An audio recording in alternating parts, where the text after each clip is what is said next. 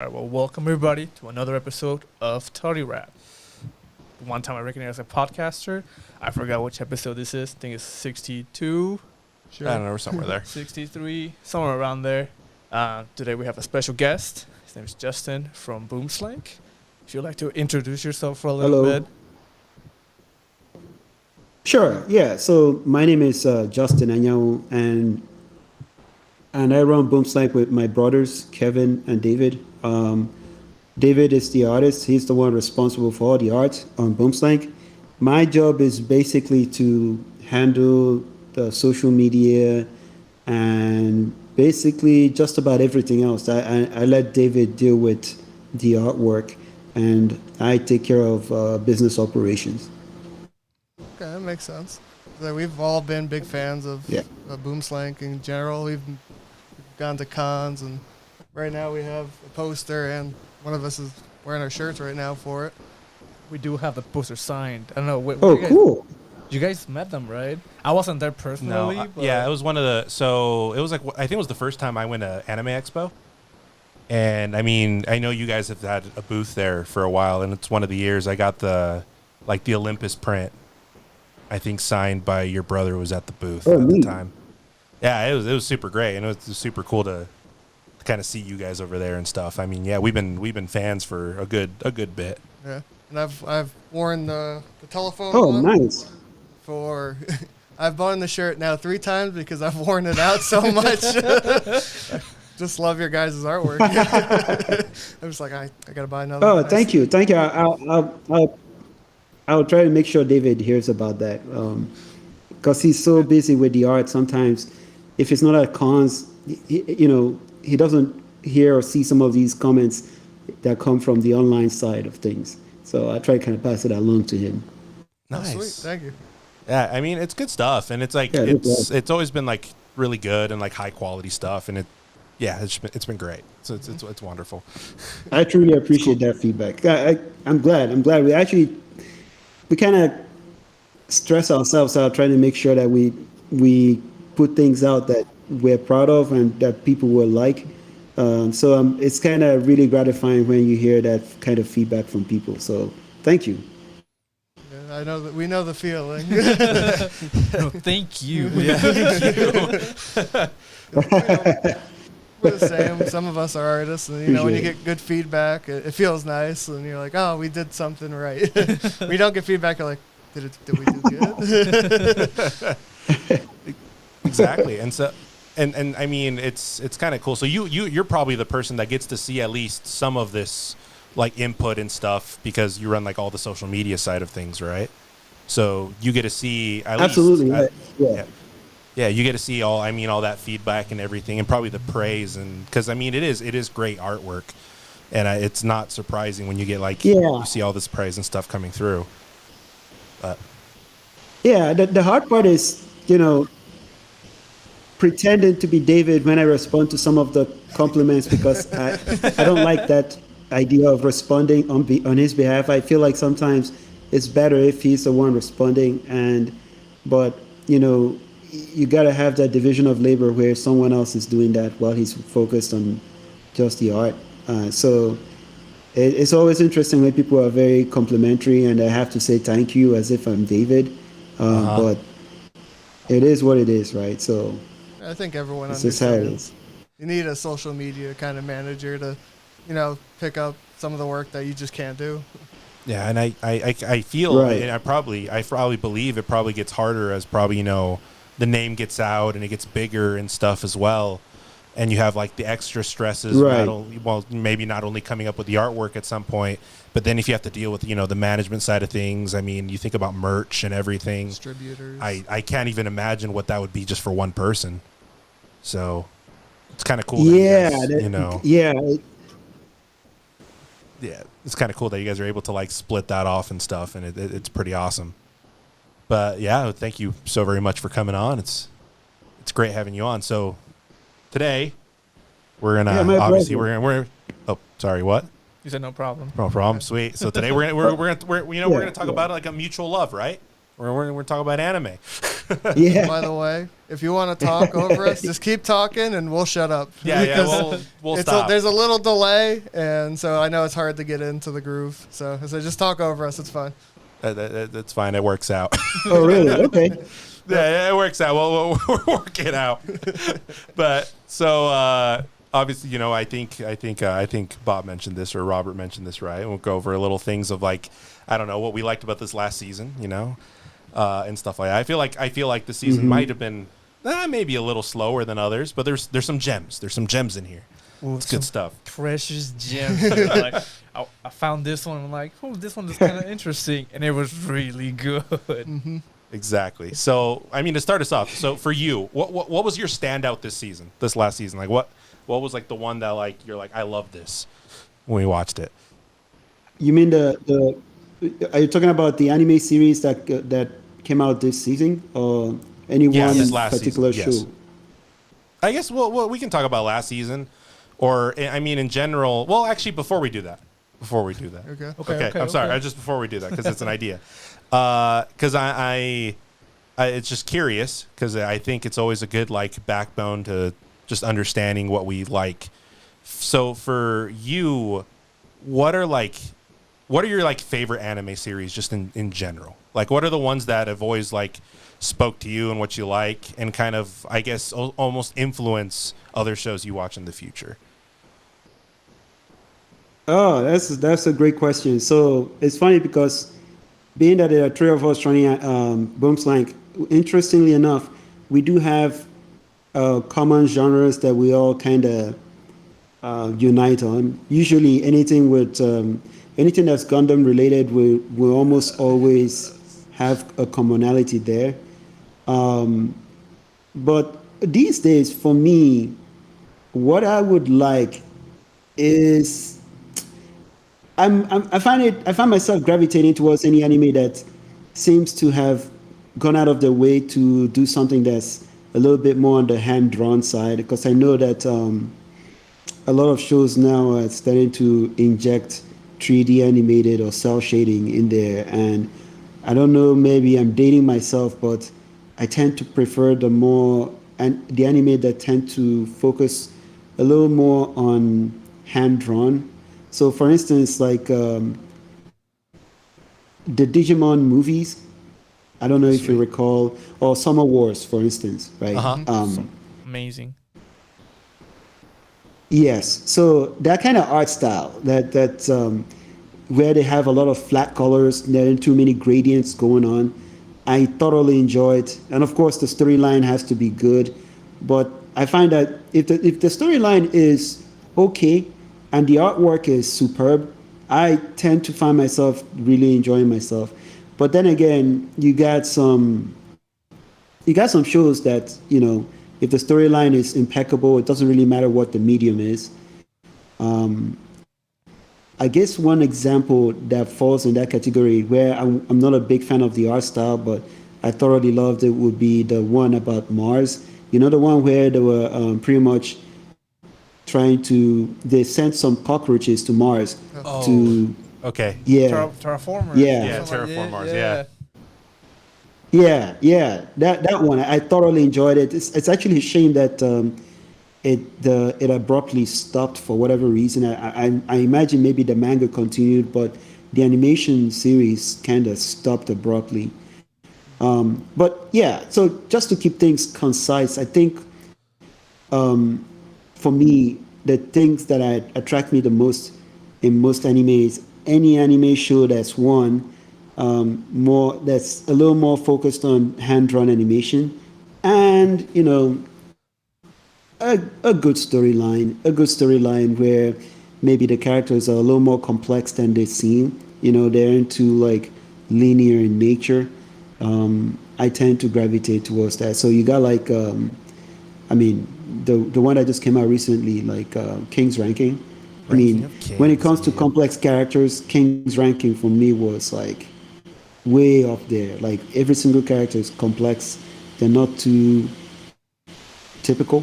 They're very complex with their own agendas, and you never really understand what they're about.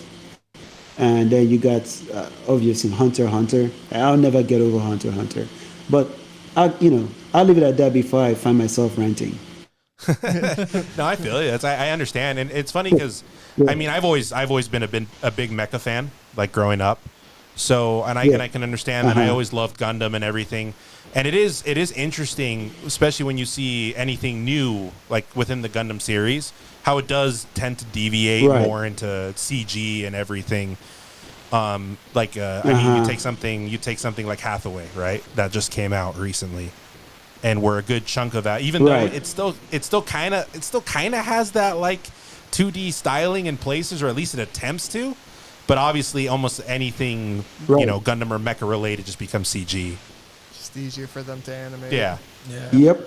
Because I feel sometimes it looks really bad. It is. Yeah. It is easy. I feel like we're all pretty much on that same boat of we do like 2D, like hand-drawn animation. But like I do understand it's cheaper, and sometimes they can make it look good. Like Ufu Table does pretty good job on their CG. Yeah. But sometimes you're just like, it's like an old 2D. Like I think my favorite that I can think of right now that's newer is like Megaloboxing. Oh yeah, Megaloboxing. And it has a beautiful hand-drawn look. Oh yeah. That's my favorite kind of feel. And it's almost like it. Oh, sorry. It's almost like they're throwbacking, right? It almost feels feels like like a Cowboy 90s show, early 2000s. Yep. Correct. It has that Samurai Champloo vibe to it as well. Yep. Yeah. I don't. It's like it kind of gives off like it's exactly as you described it. It's got that early 2000 vibes to it. Like, I know the only thing I can compare it to at the time, maybe because the main character has a bit of an afro going on, but it reminds me of Samurai Champloo for whatever reason. It was enjoyable. Yeah. Exactly, and I feel like that's the thing with like character design and everything, and that's something in modern day shows that I feel lacking sometimes. It's just the idea of I love unique character design, or where the world looks and feels unique in its animation style and design. And I mean, you mentioned Ranking of Kings, and that is one of the reasons I love that show as well. It's just like it looks different. It feels different. Dude, it came out of nowhere. You're like, what's this funky looking show? Yeah. Wait, this is really good. Because I remember now watching the first 12. Go ahead. Now watching the first 12 and then picking it up because everyone said it was like, it was like 8, almost 9 on like listings, like how good it was. I'm like, I picked it up. I'm like, I don't know why I didn't even start this. Like I feel bad that I should have watched this a long time ago. It's like when Odd Taxi came out, like this show looks kind of funky. I don't know, and then ends up being really good. And I mean, it's funny because Go ahead. No, go for it, my man. You're good. Sorry, I was gonna say it's okay. I was gonna say that I just kind of reluctantly picked it up because the art didn't feel like something I would find interesting, right? It kind of looked a little too simplistic, but then I started watching it and I was completely hooked. I couldn't stop watching it, and I'm glad I gave it a chance because I really would have overlooked it. And I feel like this is the case for a lot of things. I mean, I felt that way. I know Robert mentioned Odd Taxi. I felt like I felt the exact same way on that one as well. I'm like, it's this weird animal characters and everything. And you watch and the story's just great. And I almost feel like that art style like served the story wonderfully because it was just so different. And it just helped give it that extra like push to be like distinct in a sea of a lot of shows that all look the same. I feel the same. Like going back to the Ranking of Kings, to me it also brought nostalgia to me. Like the art kind of reminded me of almost like waking up on a Saturday to watch your morning cartoons. Yeah. Like even that's how the story kind of played out a little bit. I felt like I was a kid again. I'm like, I hope this boy can get stronger and do what he wants to do, and that's what I got from this vibe. Sarah? Yeah, true. It's funny because I think the fact that it just completely deviated from the standard art style, right? So funny enough, like there was another show that was going on around the same time that felt like should have been more heavily anticipated because of the producers, Platinum's End. Oh yeah. You know, I think that, yeah, it was done by the same people that did Death Note. So you're thinking, Yep. oh, this is pedigree right here, and it's gonna be great. And here's this random show that turned out to be far more interesting than Platinum's End.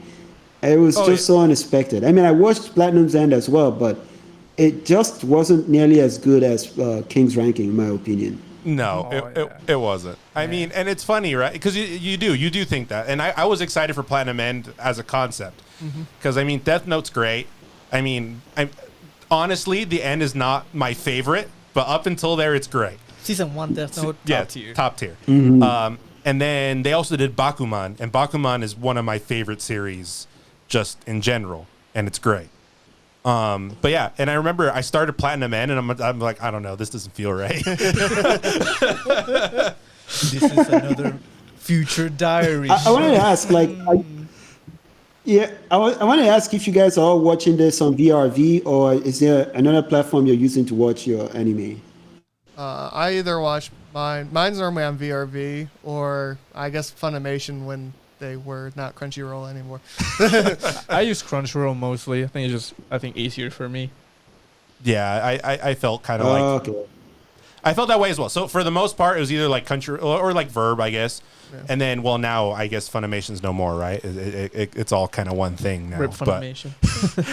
But and then obviously, I mean, in all honesty, you know, if there was something that I couldn't find at all, you know, you sometimes you gotta, look for it. you look for it through you sail the web in the street means legally.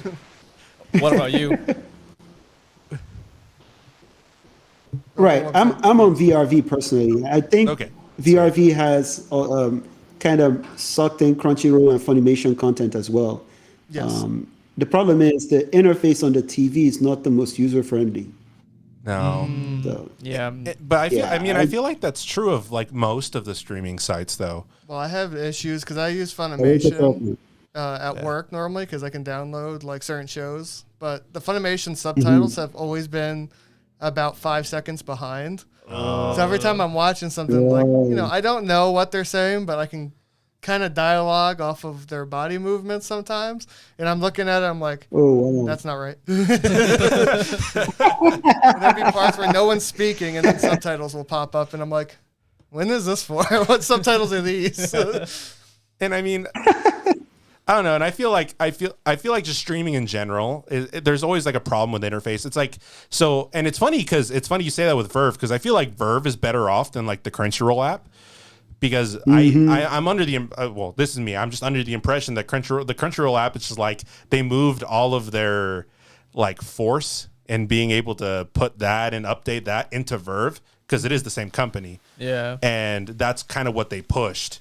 And then they just brought Sentai Filmworks and Funimation and stuff under that banner. Dude, what I hate about Crunchyroll's app is that, let's say you're looking for a certain season and it has like, there's 14 seasons. Like, there's no way this show has 14 seasons. And it's all like different dubs. Yeah. Or like if you're watching simulcast, after that episode ends, it starts like the Russian dub or what. I'm like, what? It's like, it is so annoying. You're right. I can't stand it. So, and then you got to find a way to locate the right quote unquote season that you were watching all along. It's nuts. Yep. It's not fun. Because I had that issue with Demon Slayer this season. It kept every time I would finish it, it would put me to the movie. Oh yeah. And then it wouldn't tell me when the new episode came. It's like continue watching the movie. I'm like, no, I want to watch the next episode. So what I do is after I watch the last episode for that season, I don't finish it partially. I just kind of leave enough so that the application thinks somehow knows to push me to the next episode of that season. Because if you scroll all the way to the end of that episode, it just moves you to the movie, and now you kind of lose your chain for the next episode, which is kind of stupid that you got to do all these weird little hacks, but it is what it is, right? Exactly. I found myself it's the struggle, pause. you know? I'm like halfway through the ending credits, like I'm gonna leave it here. and above exactly. next week. Yeah.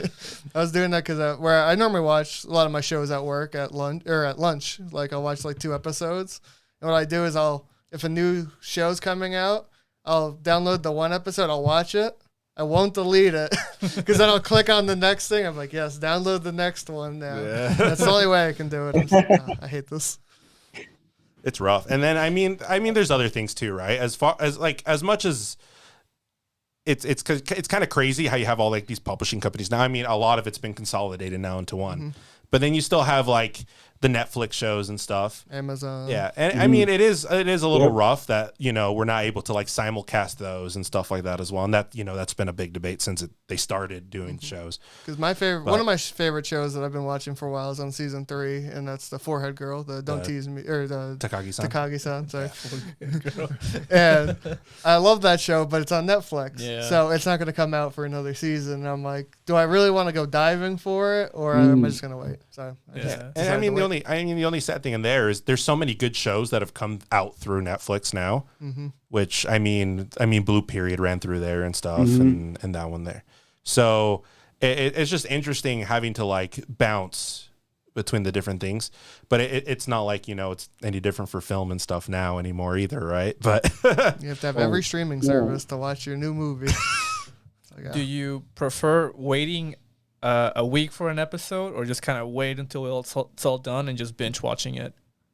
I'd rather wait a week for an episode because I don't have enough self-control to kind of watch it at a reasonable pace, right? Because if I'm running Boomslank, right, I also have to take care of a number of things, right? I gotta answer customer emails, I gotta be active on social media, and I also have a day job.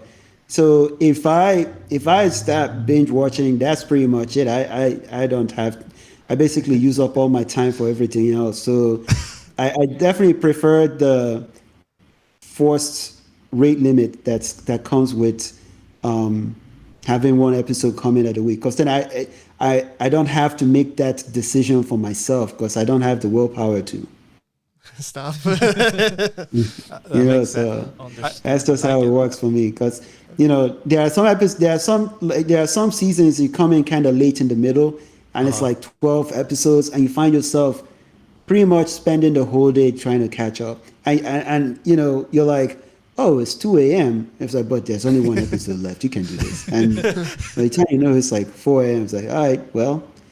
It's practically morning. Might as well finish what you started. Yeah, I mean, at this point, I'm just happy that most anime runs at 22 minutes an episode. Compared to like trying to binge normal TV of like hour-long episodes. Oh my lord! I did that with Ranking of Kings because I was like, I'm not gonna watch the show. 'Cause I think that season was packed in general. Yeah. So I was like, I won't watch it. And then there's like 24 episodes, and I'm like, oh man, I should watch this. So I binged like 14 episodes. And I'm like, exactly. I didn't do anything all day. I just watched this.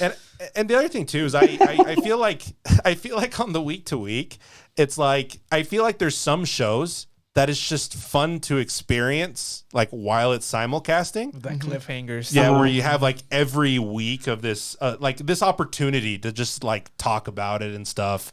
What they used to call like water cooler TV shows, right? Mm-hmm. But it's just like with anime.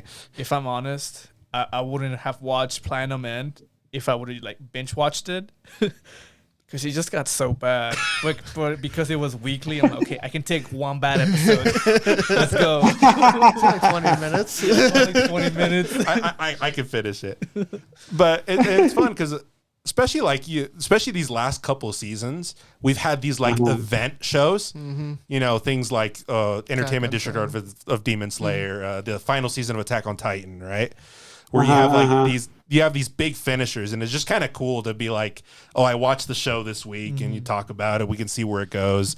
There's the crazy people that have already read the manga all the way, and you have to tell them not to say anything. And you see, that's another reason why I try to make sure I keep up, because there are people who just have no problems with just posting spoilers. You go on Twitter, and next thing you know, they're sharing like screenshots of just last night's episode. I'm like, it's been only one day. Can't you wait? Come on. Like, yep. So to spare myself that annoyance, I just will go ahead and try to keep up so that I'm not, I don't have it ruined for me by somebody who's overly excited about stuff. I had that with Darling. It was like, I think it was almost the last episode, and it was like, it comes out Saturday night basically or something like that. Saturday, like afternoon. Afternoon. All I remember is I opened my phone. It was like r/anime. I looked down. I'm like, spoiler for something. I'm like, oh, come on. Dude, it happens to me on Twitter. So I happen to follow this guy, and he kind of like documents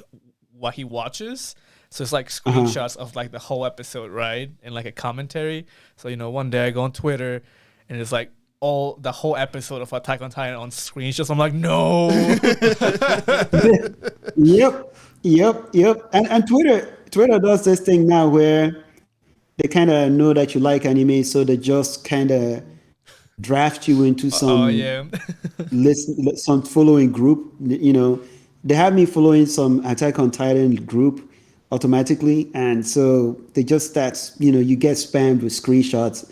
I had to tell Twitter to take me off because I like if it's only Monday and I haven't seen Sunday's episode, I really don't need that group spoiling it for me. So no, of course not. Yeah, so it's just another feeling. It's you go interesting. to sleep and you wake up and your whole timeline's just spoilers. You're like, okay, I guess I'm just not on the internet today. I can imagine being on your side where you're like part of social media and it's like, I do this for a living and I have to be here. Yeah, exactly. I have to be here. I have to be on Twitter. I have to be on Instagram. And, both Twitter and Instagram kind of know by virtue of the nature of our accounts to show us a lot of anime stuff.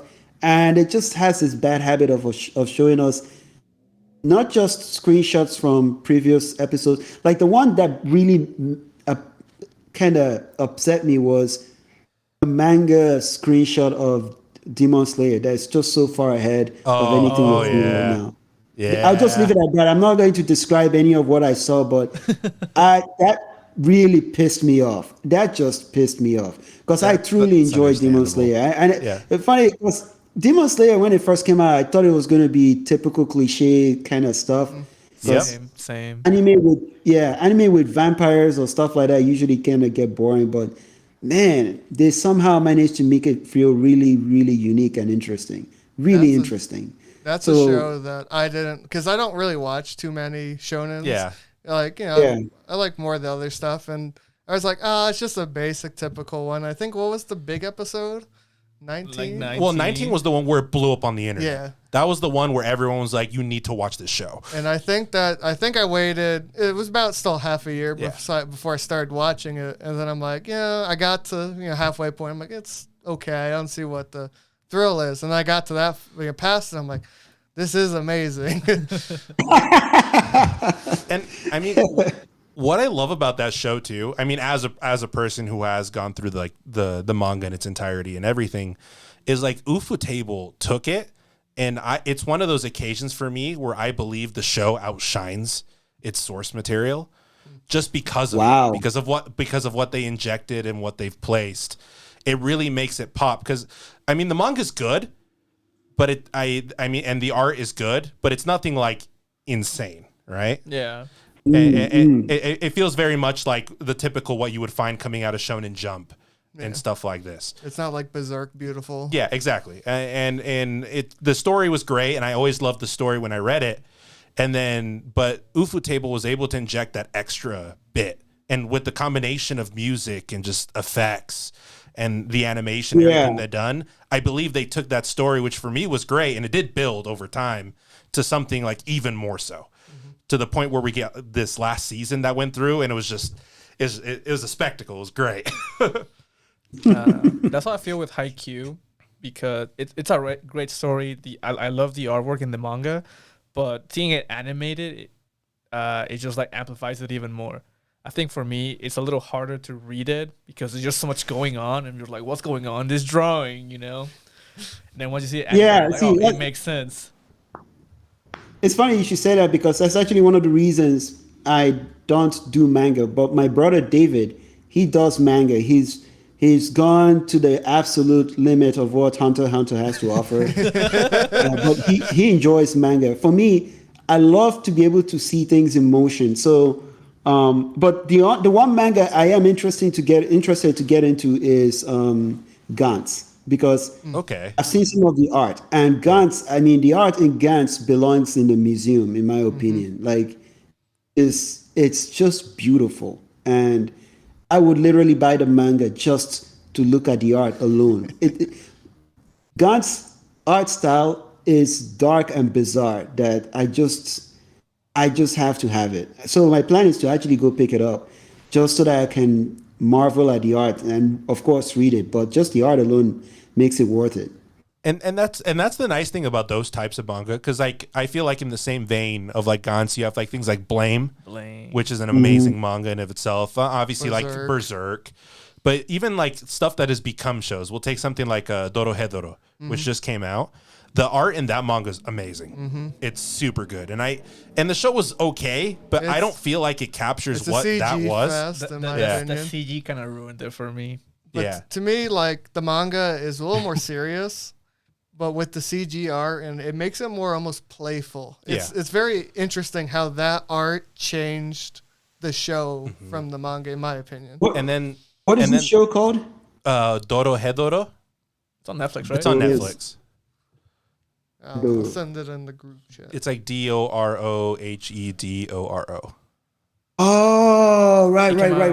You know, I think I saw that on Netflix. Yeah, it's on Netflix. Yep.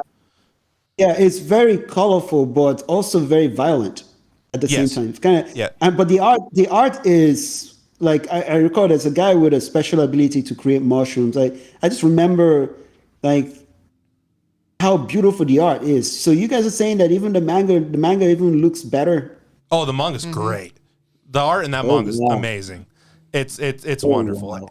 And that's the only thing that I feel like sometimes gets lost. Another one too. This is what I believe, but the manga for Beastars to me, I was gonna bring that up, is amazing. Like the art in that the art's good.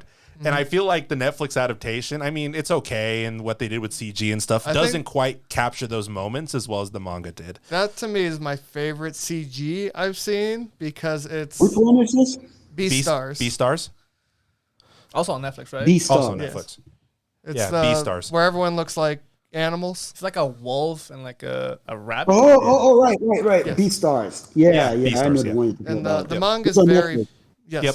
Manga's very pretty, but the show is CG'd, and I think it's personally the best because they're not humans. They're animals. They're anthropomorphic. Yeah, but animals. I think the story's strong enough that if you read the manga, with that and the art style, it carries. And that's why, and those are, I mean, those are like the few occasions where I say it's nice to always go back to the manga and like experience what the art is in those. And those are just like perfect examples of that, but that's not always the case, right? And that's the and then that's just the only thing. And then there's some stories in manga that I feel like is a little harder to adapt. Take something like Oyasumi Punpun or Good Night Punpun in English is a manga that is absolutely amazing, and it just has such a weird and distinct art style to it that I find it would be difficult to animate. It'd be a disservice. Yeah, it's probably why it hasn't been done yet, because it's a pretty famous manga series. But that's just like some of those ones that I feel like really take advantage of its medium. And that's what I love, when a series or anything can take advantage of its medium to really just like go hard. I think the one that comes to mind is called Flowers of Evil. And I love the manga. Oh, I remember Flowers of Evil. Yeah, and like the anime adaptation is kind of just like, it's like live action, but they draw over it. It's rotoscope. It looks like a rotoscope kind of thing. Yep. Yeah, and I was kind of just disappointed. I'm like, the story's really good. I feel like some anime can just carry from the story, even if the show is not beautiful. Yeah, and I think that's a weird, like, discussion in general, is like what's more important to you almost? Is the animation more important, or is the story? Obviously, if you can have both, that's the best, but what are you drawing? Character design? Right. Is that great? I think a good story is more important, especially if you have no choice, especially if it means one has to be sacrificed, right? Because I have seen anime that has that basically had gorgeous art, but the story was so bad that it actually got me dreading any other anime with that same level of gorgeous artwork. Because then I start to wonder, is it's gonna be as bland as the previous one, right? Like there's this one particular anime. It's so bad that I don't even really remember the name per se. So it's any series where like the samurai has this weird particular type of helmet and a lance. Man, I'm not gonna do any justice describing it, but it's the main character has like an interesting type of helmet with what appears to be like a moon symbol on the front, and he has like some sort of lance or scabbard. The art and fighting style is usually solid, but the storyline makes absolutely no sense to me. It sounds familiar. I'm sorry? Oh, it sounds familiar. I think I've seen this.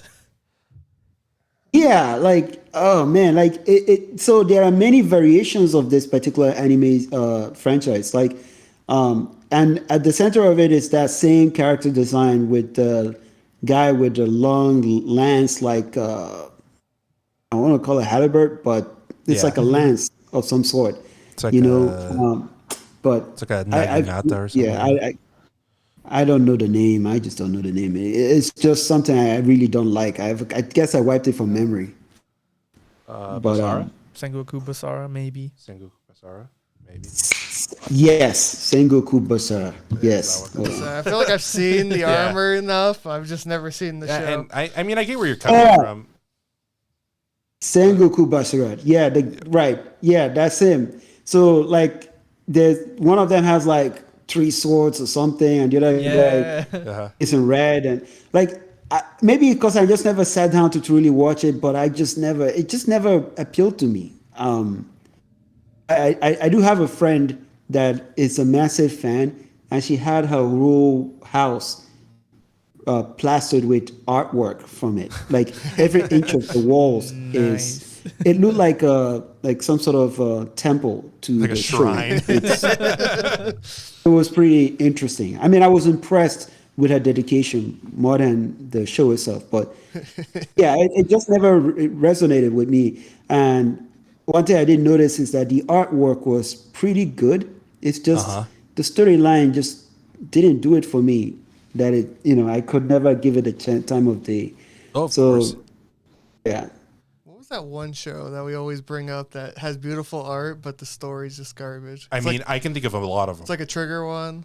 Or it's not Trigger. I mean, Kisniver's that way for me. Kisniver's that way for me. I didn't really enjoy the story, but I do love the character animations, and it's just Trigger, right? It's Trigger animation. It's nice. In a more modern one, we'll take like Tactopi Destiny. Which, when it was announced, it was like Mappa and Madhouse, and it's like, oh, look at this powerhouse. And I mean, it was pretty, but it sucked. Did you happen to see that? So what? Did you happen to see that show? I think it was last season, right? Yeah, it's not like this one, but like the one before it. Yeah.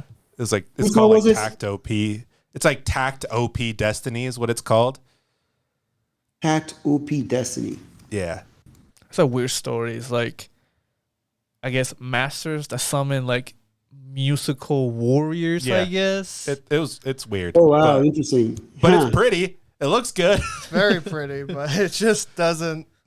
The story is just so bland. Yeah. No, I've never heard of that. I've never heard of it. I think another one that I haven't, my brothers and I would talk about, but not in a positive way, is I think something 86. Here we go. Yes. Okay, sounds like you guys know of it. Oh, of course. We also didn't like it. Yeah, it's just so bland. Like I really tried to give it a chance. I really, really did. And especially the way they built it up, like there was something special with some of these kids, but it went nowhere. I'm done. I'm sorry. My time is better spent elsewhere. This whole table has watched the first season at least. Yeah. People say second season's amazing, but they said first season's amazing too. And I watched all of it, but I just couldn't get into it. Because like every episode, it was like, let me tell you the story, and then the second half, let me retell you that story. I'm like, I just feel like, so I mean, so 86 is based off light novels, and it's a series I've read, and I mean, I'm a person who just ingests a lot of mecha things because it's nice to see something different because you don't see a lot of it anymore. And when I read it, I was like, this is okay. This is fine. I can read it. I enjoyed it. And then it was adapted. And then I remember I was like watching it. I'm just like, no. What did you do to my boy? I'm just like, no, I'm not feeling it. It's just like the way it's. Sorry, you go. No, go on. No, okay. And the way it's like paced, and like the way it's paced, and the way they are like they show characters, and I mean the first season is one book, so it feels like dragged out and stuff the way it goes. And the sad thing for me is the part I love about this series is the part that's not really in it, which is the mechs. They're in it for like 2 minutes. Yeah. And I mean, it's not like it's not even if the design's passable and like the animation's passable, it was never, obviously it never lived up to what I saw in my head when reading it. And it was okay. And I mean, there's series that do that. There's series that surpass this, but this was just one of those ones that doesn't. And it's just so highly rated. and we always talk about it, and we're just, it just had a very generic formulaic feel to it, where it was just like you have all the basic elements for what looks like a good anime, but they don't do anything with it, right? Like they don't. It had a very. It felt very template like, right? It's just. I also feel like every character that they showed was just very obviously what was going to happen. It's like, here, look at this character. Oh, at the end of the episode, they died. It's like they wanted you to get attached, but it was just so short that you're like, oh wait, he died. Oh, okay, cool. Yeah, you don't even build up any connection with anybody, so you don't even care what's happening to these people, right? It's like, I could care less, right? It's like there's no time to develop the characters out. Yeah. Exactly. I mean, I feel like it's like they wanted to go for like the shock value of what like a war show could give you. But I mean, the shock has no value if there's nothing, to build up to that moment. Right. I mean, for me, a perfect example, we'll say, as much as I hate how the show ended, that first season of like Game of Thrones, like even reading that first book, I loved Ned Stark. I loved that character. And so when it gets to the point, I guess spoilers when he dies. What? That to me was just like, oh. No one's safe. Yeah. And this show, it's like it wants to do that without putting the work for it. And it just comes out blandly because of it. It's like, here's your character that you care about, right? And he's dead. You're like, who was that? And then the characters...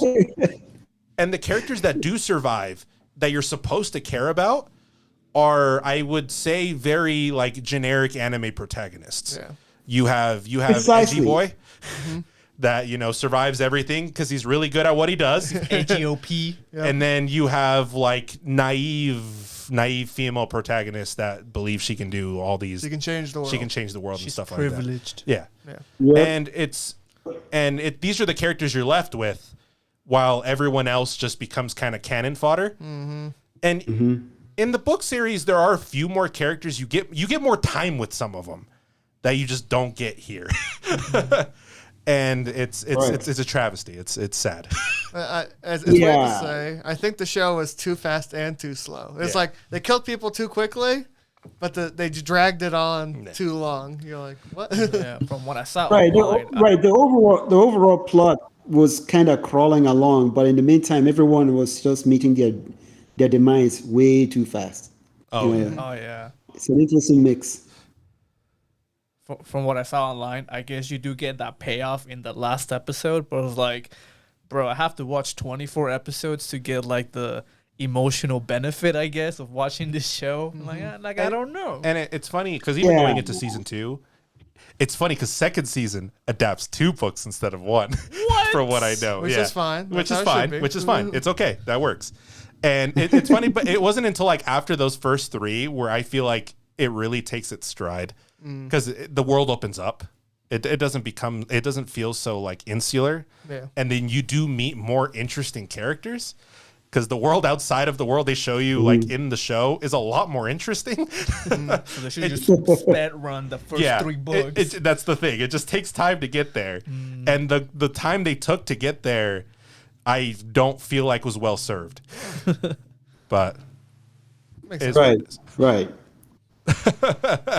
So I don't know. Like this is completely off topic, I guess, or in a way it's a little random, but I just want to ask you guys, like, I don't know whether you guys care to compare Pokemon and Digimon, because I was kind of figuring out, like, in light of what Niantic did with Pokemon Go, do you think that was a missed opportunity for creating something truly revolutionary? So, like, if you take into account how something like Digimon, the whole premise behind Digimon, do you think it would have been a better premise to use Digimon instead of Pokemon and to build out the whole concept of that game? So I just thought I'd ask. As a Digimon fan, I feel like concept-wise, I would like it better, but I understand why it was Pokemon just for popularity value. It's that. I think it's more well-known. Yeah. It's well-known, and it also has, I think, just more characters. Because it's like, what, 900 Pokemon at this point? I guess. Well, yeah, but that's what I mean. Like, you can just do more. You can have people spend more money in the long run on that than Digimon. But even then, I don't feel like they tapped into those 800-something Pokemon that exist either. Not yet. I know they keep adding. Because, like, I feel that Digimon has more potential because you can get, you get the eggs, you raise the little baby form, and then it can go, depending on how you raise it, it can go either way. Yeah. It has so many, like, Digi evolution trees. There's evolution trees, yeah. Correct. So I feel like it'd be more interesting. I almost think, like, if they went Digimon, it would have been more fun to almost make it, like, weirdly to say, like a Tamagotchi, where you're more invested in certain Digimon. Because to me, in the Pokemon, all you do is run around, you catch it, you move, you catch the next one. Yeah. To me, Digimon almost feels like I want to put my heart into it to get this one. You want to race it. Yeah, I want to get this one stronger. And that's what I feel like Digimon could have done really well in that type of formula. I mean, that's exactly right. That's exactly what I was thinking as well. So, like, I played Digimon World 2 on PlayStation, and till today it's one of the most addictive RPGs I've played in a long time. So I was just thinking along the lines of what you just said, where you're trying to evolve the Digimon and get him stronger and stronger, and then see where that goes. So yeah, that kind of investment would have been far more interesting to me, at least. Of course, and I mean, for me as a person, I think I've liked the Digimon world, and it's always a little more interesting to me than kind of the Pokemon world was. Makes more sense. Exactly. I mean, I'm a Pokemon fan here. What are you like about? And I mean, growing up, Pokemon's inescapable, and it was this big thing, and I understand the love and appreciation for that series, but Digimon was always the show that spoke to me more. And just like, whether it be characters and world, I mean, Ash is fine, but he's not. It's been the same Ash since the beginning of time. Just not my boy Ty, dude. Exactly. and it's funny, even like design wise and stuff, I just always thought it was just cooler, and it was like a bigger thing and more bombastic. I almost feel like it's Pokemon the same argument of Yu-Gi-Oh! And Magic. Oh, where you have, like, Yu-Gi-Oh! I think is a great point for kids to teenagers, like learning how to play card games. It's good for math. But once you get older, you're like, I want the darker cards, like the more evil looking stuff. And you're like, I don't know, man. I still want a realistic dual disc. I do too. But you tell me the art on the Magic cards are not cool. You're like, dude, that's I've never played Magic, man, so I don't know. I bring my thousands of cards. I do feel like a large scale Digimon game would be fun. I mean, I feel like there were so many missed opportunities with Pokemon Go in general. just like even within that Pokemon universe that they could have done and implemented. What's the battling? I feel like it's PvE and that's it. Like the PvP's not like ever really been a main thing. I haven't played within at least since 2 years maybe. But even whatever battle system it has, I don't think it was very inspired anyway. It was like tap the screen and then you load a bar and then you do your special attack. And then you tap I think it was all just a proof of concept, incidentally. Yeah. Like I don't think it was well thought out. Like I think they were just trying to prove out a concept, and then it just incidentally just happened to be very popular. And then they were like, oh, how can we capitalize on this? But since it wasn't really thought out from the beginning, it just kind of everything felt like an afterthought. Oh yeah, because I mean I feel like there's so much potential for ARG games, like in general, because and especially as like the technology improves and everything, there's so much you can do with it in general, and you can see other companies like attempting to kind of get into that space, and they've tried. Obviously, none to the same success that Pokemon Go had on its release. But speaking of AR, have you guys seen Denocoil? Denocore? I don't Denocoil. I don't think Denocoil. So. Oh my god. Oh, you guys are in for a treat. You should Denocoil. Oh, let me Google it.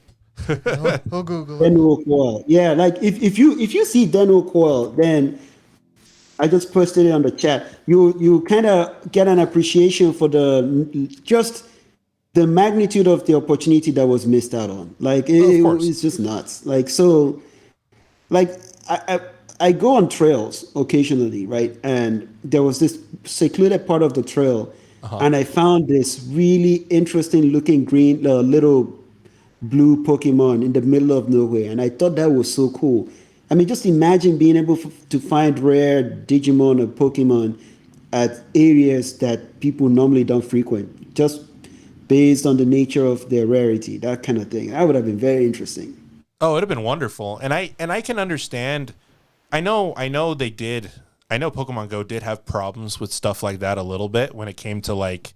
Then obviously, you get into the problems of like property divides and all those kind of things as well. But it'd be nice for public spaces to be able to have all that as well. Yep. I remember seeing. I remember going out at night because that was the only time I could get ghost Pokemon. That was kind of cool. Oh yeah. Yeah. But I also remember watching what do you call it? Almost a trailer. I don't know if it's considered that, but like they showed you what they could do. And I remember teaser. But I just remember watching it and I thought it was cool. It was like, oh yeah, you can just you'll have your game open. You can see other people. You go up to them like, you want a duel or battle? I'm like, oh, that's cool because then you're doing a social aspect to it. But to me, the only social aspect was like, let's do a raid, and hopefully there's either space open or I have to, deal with these weirder people trying to. Okay, big brain idea. Have you seen Digimon 3, like the third season? Like where they have the Digimon, right? But they use cards on their Digivice to like power them up. Yeah. That felt to me like the beginning of the end for like the franchise. But the ones I just remember is season 1 and 2. Season 3 I kind of just dropped off. But I know that one. But it's like that concept where you have that AR, you take care of the Digimon or whatever, but then you have the aspect of like, that's how you make your money. They have to buy cards, right? Like gotcha. That's how you power up your Digimon. So if you're listening, seeing that you mentioned that, and this is just a question that I have now that you mentioned that's where you stopped. How do you feel about the newer Digimon films that use the original characters from seasons 1 and 2? Is this the one where they basically turn them into teenagers kind of thing? Yes, they're in high school. It doesn't feel like Digimon, like the Digimon I remember quite as much. And I never really finished it, to be honest, because it just kind of didn't connect. It just felt like it was more about the kids than the Digimons themselves, but I could be wrong. Because I never really followed up on it. It just didn't feel very interesting. I felt like they focused more on the new character that they introduced and like her struggles or whatever, and them kind of trying to grow up a little bit and get over their traumas that they had, but it wasn't done very well. Right. I mean, the artwork looked solid, but I don't like it. It just didn't feel like. So, for instance, right, the season 1 of Digimon, there were these nuanced things they did that it was very subtle, but when you picked up on it, it was so cool because they were basically showing how consistent they were with the physics of light-based Digimon and dark-based. So, for instance, when there was a time Angemon attacked Myodismon, and Devimon was right next to Myodismon. Myodismon got hit, but Devimon just was wiped out. And the attack wasn't even meant for Devimon. It was meant for Myodismon. But just because Devimon was nearby, they hit. Just the attack from Angemon wiped out Devimon. It showed that Devimon, despite the fact that he's quite a fairly powerful ultimate level Digimon, he's extremely weak against light Digimons. And they didn't even make they didn't make it a thing. It just happened casually. And my brothers and I saw that and we thought that was the coolest thing ever. There's this I want to call it Digimon physics that they kind of upheld to the very end. That I thought that was really cool. Yeah, because you experience that in the games because you have your virus type Digimon or whatever, and then that's stronger against it. It's like rock paper scissors, but it's not as in your face. Yeah, it's like fire beats grass type of thing, but Digimon. Correct. And the thing is, I feel like a lot of those nuances and stuff like that I think were put Digimon at least above Pokemon in my head because absolutely. And because there's a lot of things just within character interactions and the stuff they go through. The characters just felt infinitely more layered and more personable than probably how Ash just was or the other characters. See, as a fan, I love Pokemon. It's my favorite too, but I didn't grow up with Digimon as much. Yeah. But I feel like how I just thought of it was when I saw the Pokemon, it was just more like, it was more just the designs. I feel like in Digimon, you didn't see as many. I don't know if that's because I didn't watch it as much. Probably didn't watch as much, but I felt like, every episode you had 4 or 5 Pokemon in an episode. Where Digimon was like, oh, here's 1 and 2. I don't know, man. As a young child, I saw Angelomon, and I was like, whoa, I feel some sort of way. Season 1 and 2, and then the Digimon movie that came out around that time. It was the golden age of Digimon, in my opinion. Oh, yeah. It just felt good to be alive around that time. It was awesome. It was great. And I was hoping, right? Because when they announced those newer films, right? When they were like, oh, Watakuji's coming back to do the opening. Rip Watakuji. And, we're gonna have it's gonna be the same characters. They're gonna be older. The design's gonna look good. And I was hoping almost maybe not a full return to form, but something very similar.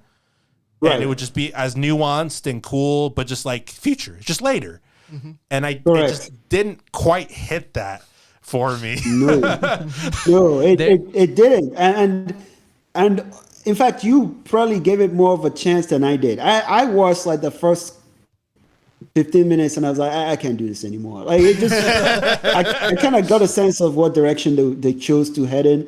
And I was like, this isn't doing it for me. I just remember what it felt like watching the first seasons and how immersive it felt, right? You just felt drawn in. So take for instance, there was an episode where they had this Metal Mamimon. Metal Mamimon is a circular sphere, probably the size of my fist. And you see this thing running around beating up the likes of Agumon. No, not even the champion version of Agumon. What's it called? Greymon. Fire. What's it called? Greymon? Yeah. Yeah. Beating up Greymon and Birdramon easy. Small Metal Mamimon.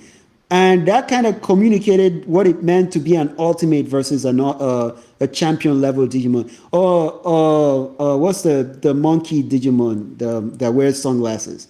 Oof. Oh. I don't remember his name, but I know what you're talking about.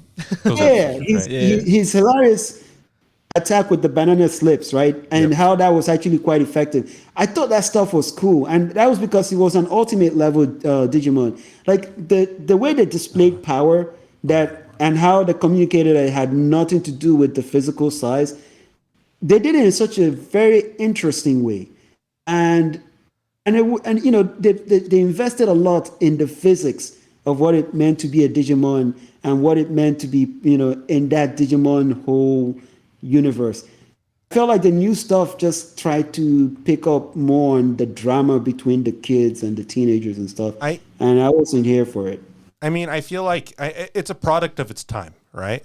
And I feel like the newer one is the same thing. It's more like it wanted to take what I guess you would say is popular in modern day anime and stuff, and just like that type of like slice of life drama, different things, and inject it into that series in their attempts to modernize it. I do wonder if there's many shows nowadays that are hitting that demographic that we don't like the Pokemon, Digimon demographic that we don't watch because we're older.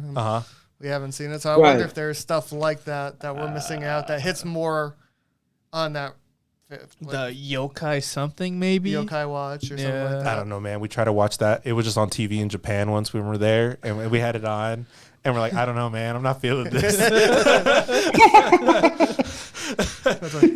I mean, is it like an age thing at that point? I don't know. Or is it because I can go back. I can watch Digimon. Yeah, I mean, Pokemon, Digimon, I can watch first season of Pokemon. I might cringe a little bit, but I can still watch it. It's great. You know? But that show, I don't know. We started. It's the same thing with like when Bakugan came out. That was another one too. I never got Bakugan. Because that came out like right after, you know, the big Yu-Gi-Oh craze, right? As another game type show. And I don't know, I didn't feel it. It wasn't the same. So I just wonder if it's just our age or if kids are playing it in high school or sorry, middle school, elementary in that time period. Who knows? There is another Digimon movie that came out recently. I think it's like Digimon Kitsuna or something like that. I think it just focuses more on Tai and Agumon's relationship, because I think it's just them growing up and then they have to be separated from what I saw in the trailer, but I haven't seen it. Oh, interesting. Yeah. Interesting. Yeah. Well, I you know, eventually we're all gonna be the old purist anime fans that just this generation will never understand what good anime is, kind of thing. Of course. I mean, and it's understandable, right? I get it. So, for instance, you take something like, you know, Attack on Titan's finishing right now, right? It's this season. It's finishing. And I feel like that is like the show, right? I guess of this generation growing up, right? It's the Evangelion of this generation. And that's the thing. It's like me growing up, I can think of like growing up watching Evangelion or Gundam Wing or Cowboy Bebop.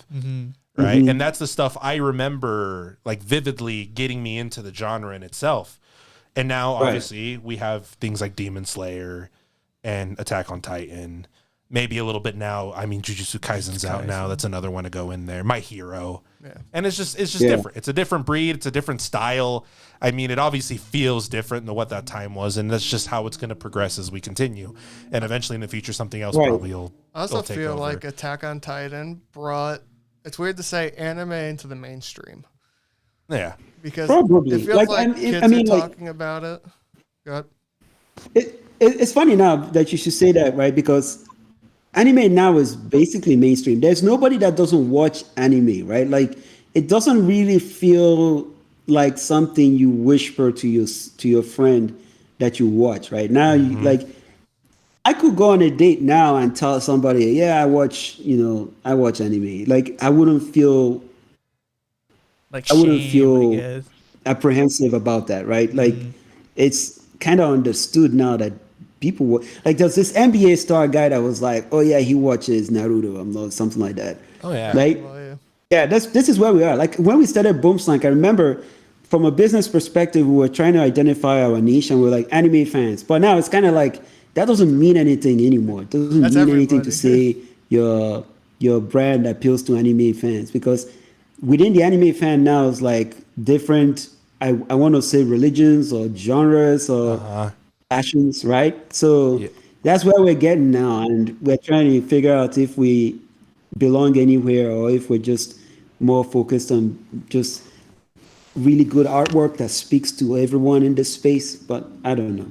Because two of us, at least, we work in a very male-dominated, like, muscular man field is what you'd consider it. Yeah, we work in the trades, so. in construction. And, okay. And I have a water bottle that's pretty decked out in, like, anime stickers, and no one says anything. Normally, I either get, like, someone asks, oh, where'd you get these, or what are these? And I don't feel like it's not like, oh, look at that. What a nerd, like it used to be in high school. Yeah. And I mean, I think even Netflix released a metric where like either like it's 50% of the people that have like that use Netflix have watched anime on it. Mm-hmm.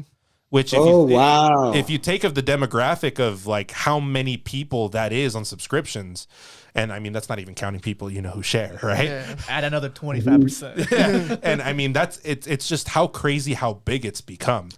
So I was reading the comments in there, and a lot of the people were also saying they're like, I'm not an anime fan, but it's so much easier to get my hands on it, and if it looks interesting, I'll watch it. Yeah. And I feel like it being in that type of mainstream, like easiness to reach, it helps reach everyone, and people just don't see it as, oh, it's just another cartoon. And but it releases that exposure, right? Because obviously, the stereotypes of what it is has existed for so long, but now it's very much like, oh, I can watch this and I can realize there is more to it. Mm-hmm. And case in point, like the Jujutsu Kaisen Zero that came out in select theaters, right? That wasn't a very common occurrence, right? Like, so even a Demon Slayer movie, I think it came out in select theaters as well, right? Like, so it looks like, there's an increasing mainstream adoption of anime in general. And it's no longer, I mean, it's going to get to a point now where it's just like, they're just going to call it animation. And I mean, keep in mind, our generation, we're going to become the boomers of some generation. Like in the next 20, 30 years, we're going to be the boomers. And we are the boomers that grew up on anime. So we're not going to look at it and think it's weird or anything. And the subsequent generations that follow us are already watching anime. So eventually, all of humanity will be replaced by people who grew up watching anime and seeing it as perfectly normal forms of entertainment, right? Course. So it's just a matter of time, right? And And it's just there's a strong indication that this is just where things are going to head. Oh, regardless. I love it. I love almost like this weird, I guess you can call it almost like animation renaissance that we're going through, because it extends even further than what like Japan is and what they've done, because that influence is carrying over, where you can get things like Avatar: The Last Airbender, or nowadays you can get something like Arcane that comes out. And just all these shows and stuff that are just putting animation in a place where people can really appreciate that it's more than, I guess you could say, some kids thing, right? But it's an actual artistic medium where stories can be told in a really a really good way. Dude, we're going to be the boomers like, back in my day, anime came from Japan. Well, I also feel like that because I grew up a pretty like athletic man, and I didn't watch anime until I got into high school, like late high school, college. Yeah. But I remember I was in the comic books as a kid, like, even when I got older. And my dad was the one that kind of pushed me in the comics, like Yu-Gi-Oh! And Magic the Gathering.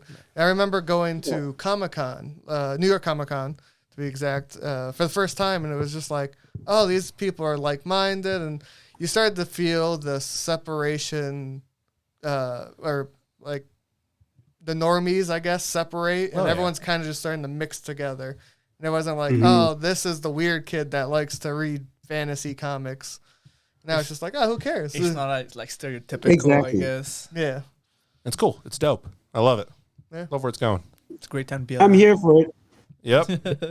And so it's great for us, and it's like, I love it. More. It just means more content. The only issue is sometimes we get too much content, and sometimes it's not good. Sometimes we get live action adaptations. Yep.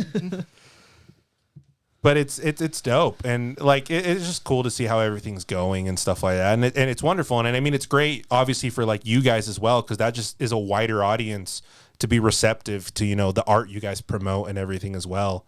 It's just dope. It's just dope to see all that stuff.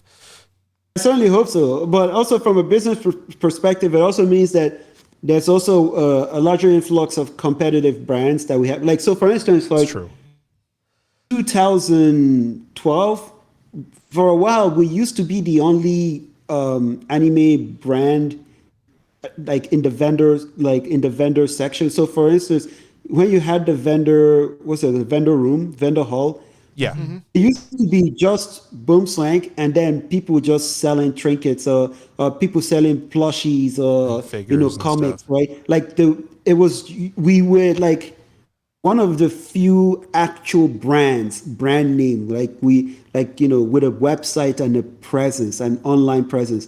Everyone else were just more or less just selling things for the sake of selling it. Now, if you go to the vendor room now, it's like everyone has a brand. Everyone has a brand, and it just literally means we have to put on our best. We can't just keep doing the same thing. We have to keep upping the ante. Like, so for instance, with trying to get cut and sew hoodies done and more interesting stuff. Like we're even now looking into bomber jackets. But nice. I digress. The point is, it's kind of interesting how quickly things have changed between 2010 and now. It's remarkable. I also feel like building social media is harder now because it's not just like you put out good content. It's you have to put out good content constantly almost. Because I feel like the biggest artists out there are like, oh, I put out like 4, 20, 30 hour artworks a day. A week, and you're like, wow, that's a lot of work to keep your brand trying to appease the algorithm gods. And that's sometimes I'm not even having like a social media manager like you are. It's just like they're drawing, they're posting, and then they draw again without break. Yeah, and David, incidentally, his art style sometimes can be very time consuming. So I literally have to, we have to kind of work around that somehow. So it's kind of interesting. Things have just gotten really, really interesting, for better or for worse. Because his artwork is very detailed. So like, yes, that just takes a long time. It's a double-edged sword, right? Like it's like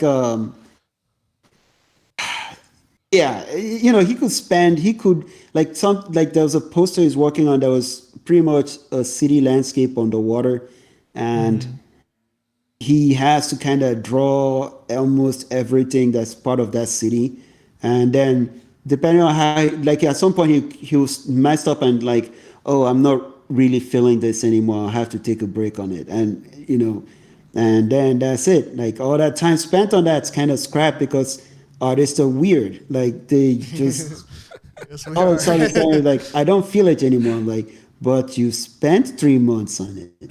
Well, I can't do it. It's like, okay, all right, whatever. It's almost like the I can't change time sunk fallacy. Yeah. You're just like, I don't want to just the sunken cost. Yeah, sunken cost. It's like I spent 3 months. It's good, but it's not what I want anymore. But you're like, do I just drop it? Yeah. Or do I spend another 20 to 100 hours to just finish it? I think it's like the artist's mind when you're doing it, and you're like, I love it, and the next day you look at it, I hate it. I'm not an artist, but like it feels like people who are weirdly very talented have this weird quirk that's not logical and strange, and as someone else that's just normal on the outside, is frustrating to deal with. Like it's like, there are times you just, you're watching him work and you're like, oh my goodness, this is gonna be great, and he's done, but it's like, I don't like him. Like, oh no. Okay. I mean, that's understandable. I want to work on something else. Okay, fine. It's funny because it's, obviously as a person who like doesn't, I'm not a great drawer, right? You see like people, they'll make stuff, you're like, fuck, that's infinitely better than anything that I could put, pen to paper, right? This is great, right? This is where it's gonna go. Yeah, it's insane, and it's funny because I guess it's something all the artists do. He will be on Twitter, he will be on DeviantArt. He's like, oh my gosh, this guy is so good. I'm like, but they think you're good. I'm like, he's better. I'm like, oh my goodness. It's crazy with these people, man. Like I'm just on the outside watching. I'm like, what is wrong with these people? I'm like, dude, you're good. You're very good. It's like, I want to be as good as this other person. These people are so good. I'm like, they never think they're good. Well, I think that as an artist, you're always like that. Definitely me. I always put myself down. Like, I'll be like, my art's, it's not good. It's not good at all. And then people are like, nah, it's good. And you're like, nah, you're lying to me. Better. And then like I'll look at Boomslank or what's his name? There's another real good artist I follow on Instagram, and I just look at their work, and it doesn't like depress me, but it's like I want to get to there. It's like, how am I going to do this? You're like, look at their coloring. Look at it. Look at this detail work. Every artist is always following somebody they look forward to, like, of course, like someone they look up to, right? And they're trying to get on their level. It's very interesting how similar they are. Human beings are very interesting. That's all I can say, honestly. I'll just leave it at that. It's very interesting. That's great. And I mean, if it means, at the same time, if it means and if it promotes growth and everything, and I mean, we already see the stuff you guys put out, and if it just means it gets better and better and it progresses, I mean, who am I to say no, right? It just sounds great. I'm just gonna consume it. Yeah. Exactly. I know. Yeah, I just kind of sit around for the ride. It's very interesting because before this, David used to work as a cashier at Walgreens, and he hated it. So I think he's kind of happy with the journey so far. But it's all been a very interesting experience, to say the least. I feel like that's everyone's experience, or hopefully everyone experiences. I hope I can get out of my dead end job and do what I want to do, and that's what it sounds like he was able to. That's the holy grail, right? Live life on your own terms, kind of thing. It's like, do I want to work a day-to-day job, or do I want to work an artist where I work every day is my job? I work 20%, but I love it. See, that to me is always what the goal is. It's like, I'd rather work every day having fun than work 5 days a week just hating my life. To have fun. Yeah, it's a fulfillment. Some level of fulfillment, right? Yeah. Absolutely. Hey guys, so I actually have to go take care of some things, but I don't know what the cutoff point you guys had. Dude, this is a perfect place to go. Do you want to shout out anything? I'll put all your links in the description. But if anything else you want to shout out before you leave. Oh no, I just want to say thank you for a really riveting conversation. It's good when the time flies. It's always fun.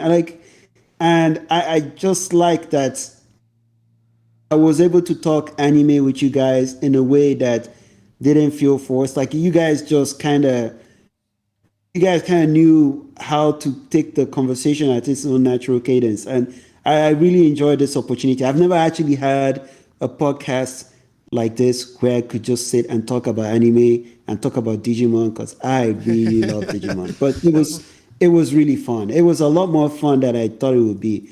And I'm really glad I responded to the email to be part of this. Thanks again. Thank you for coming on. Yeah, thanks, man. This is great. Like I said, we've been fans of everything you guys collectively put out and everything. So this is great. It's a treat. Yeah. And thank you so much for being on. If you ever want to talk or be on again, you can just message us. And hopefully, are you going to AX? Yeah, we'll be at AX. And at some point, if we do this again, it'd be nice to have David be part of it. Then you guys can kind of that'd be amazing. His brain a little. Yeah, so we'll be at AX too. I'll try to see if I can get that set up. Right now, we're kind of in the middle of trying to introduce some new product segments, so we're going to be very busy. But I'll definitely let him know, because I think he will be interested in being part of this. That's understandable, especially with con season coming up and everything. I can only imagine the craziness. Yeah. Like the pandemic has really kind of kneecapped us, so we're trying to make up for lost time. So hopefully sometime next year we'll be doing better with the con stuff. AX is the only one we're going to do this year, but we also need to kind of get ready for the potential holiday season. So like there are a number of things I kind of like to get ready by then. So it's funny. It's just better to start now. We were kind of derailed because the first vendor we tried to work with kind of scammed us. But I feel like I'm divulging too much. But the point is, there's quite a bit of work to take care of. Sweet. For sure. Sure, it's understandable. Well, wish you guys the best luck in the world. Yeah, for real. You guys are great. Absolutely. So just remind me again, what are your names? Because it was a pleasure talking to all three of you. Okay, so mine is Robert. Mine is Edward. And I'm Forrest. Edward. What? So Forrest. Forrest. Yep. Okay. Yeah. Forrest. Yeah, we got Robert and Edward. Yep. You got it. Got it. And I'm Justin. It was a pleasure meeting all three of you. Dude, it was a pleasure talking to you, my man. Yep. So whenever you want to vent, talk about anime, hit us up. We'll set it up. Oh, you got it. Thank you again. You got it. Listen, please check out their stuff. We'll link it in the description. We'll link the description with all their stuff. And I know they got a new shirt. I think it's called Airplane. Yeah. New print. Paperplane, but yeah, it's close enough. It's close. Yeah, it's close. But yeah, check out their stuff. Yeah. And I mean, just to close us off, thank you everybody for watching. Of course, it's like buy their stuff, as you said. They also have stickers and stuff that they sell. Supports our podcast. They support their stuff. And thank you guys so much for watching. Thank you, Justin, for joining us. And Pleasure. see you next time. Bye-bye.